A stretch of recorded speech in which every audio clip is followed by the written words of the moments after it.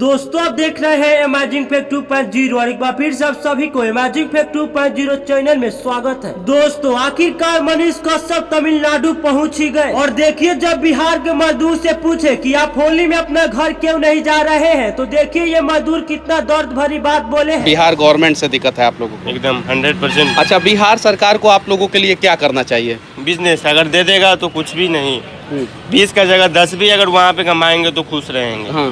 अपना खेती पथारी सब चीज़ होएगा, सब मम्मी पापा सब आदमी। हाँ। कुछ भी होली वगैरह जो भी चीज़ आएगा अपना अच्छा से मनाएंगे। अच्छा, होली में आप घर क्यों नहीं गए? क्या करें, पैसा नहीं, इधर पैसा पेंडिंग में चल रहा है, कैसे जाएंगे। हाँ। अच्छा, रेलवे स्टेशन पे बहुत सारे मजदूरों को दिक्कत भी हो रहा है कि नहीं हो रहा है?